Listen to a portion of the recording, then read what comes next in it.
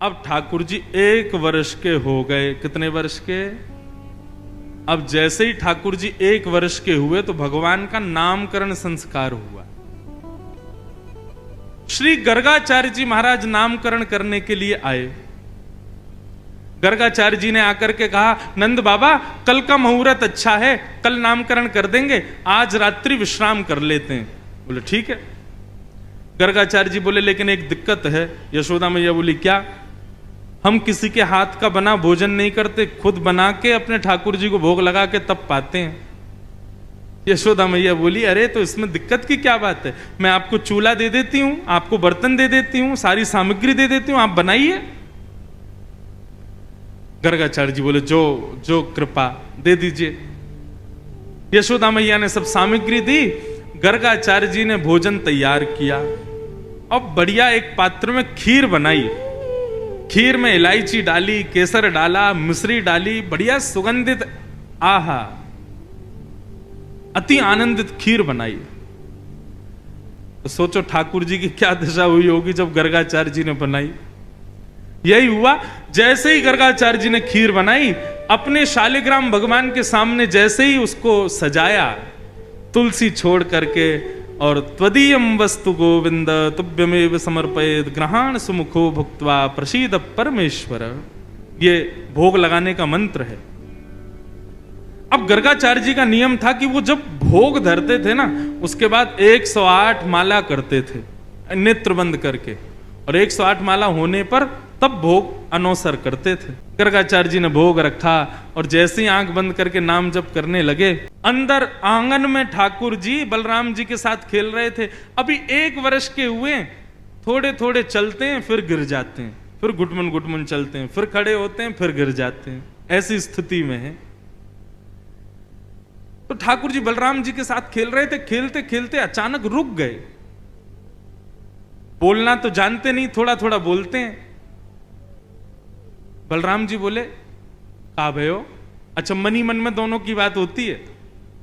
ठाकुर जी बोले अरे भैया आज एक बहुत जोर को भगत आयो है, नामकरण करवे आयो हमारो, माने ऐसी जोर की खीर बनाई है, वहां में बढ़िया केसर डाली है, इलायची डाली है और मिश्री डाली है, बिल्कुल रबड़ी जैसी खीर है। मेरा तो मुंह में पानी आ रहा हो, खावे को मन कर रहा है।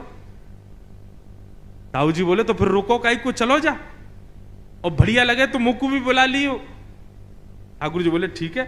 गुटमुन गुटमुन गुटमुन चल के ठाकुर जी जैसे तैसे मटक मटक के बाहर पहुंचे, और यहां गर्गाचार्य जी बैठे थे, नाम जप कर रहे थे।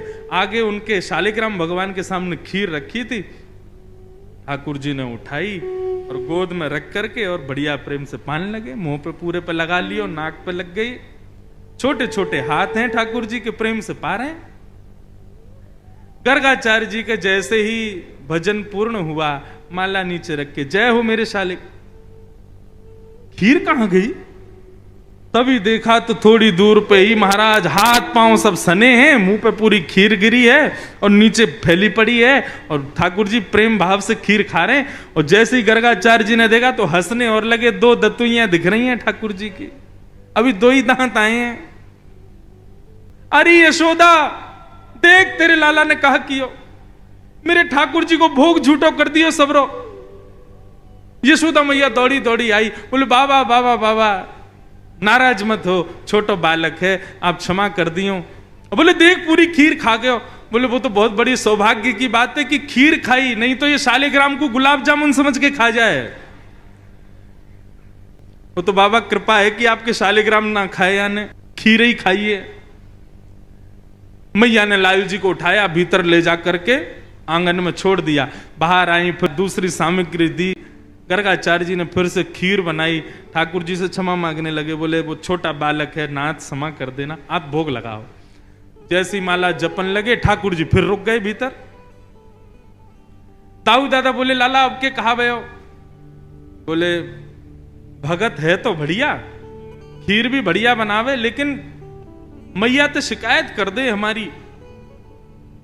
अच्छा लाला कोई बात ना, अब की बार और बढ़िया खीर बनाई है, तू जाके चख के आ।